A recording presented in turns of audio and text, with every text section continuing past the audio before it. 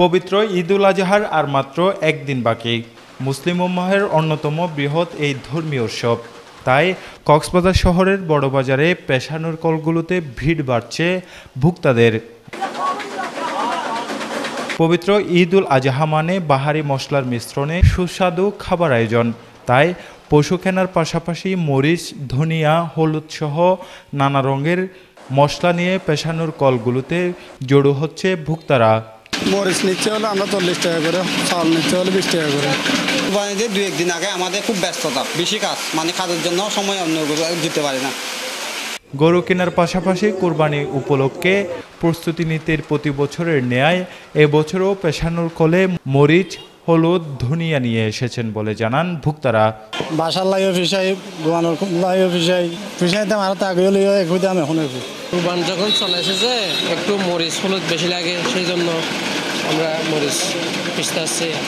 আমরা কল্পনা করি নাই গত বছরে 500 টাকা মরিচের কেজি ছিল, মানুষ দরে চলে যেত। এখন আলহামদুলিল্লাহ প্রত্যেকটা মানুষ ক্রয় ক্ষমতার ভিতরে আছে। 300 টাকা মরিচের দাম, সর্বনিম্ন 150 টাকা, হাইয়েস্ট 300 টাকা। এবার মরিচ, হলুদ, জিরা, ধনিয়া পেশানো 40 টাকা এবং চাল পেশানো 10 থেকে 20 টাকা করে নেওয়া হচ্ছে।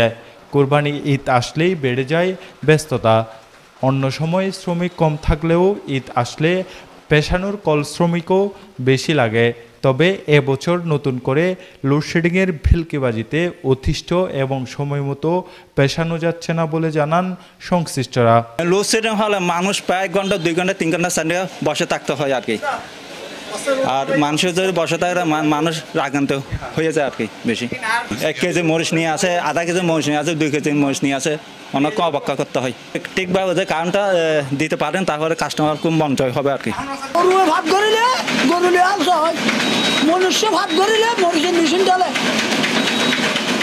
আগের জমানার বুড়া বুড়িয়া হইতো না, হয়তো মরিচ হলে দাঁড়িয়ে রাখা হবে, হয়তো নাতে হুতু বলছে তো আগে খান বাদ দাও।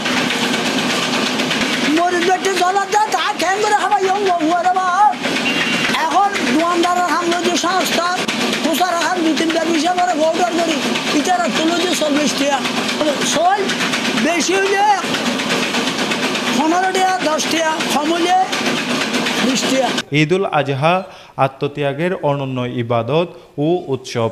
এ দিন শুরু হয় ত্যাগের সর্বোত্তম ইবাদত কোরবানি।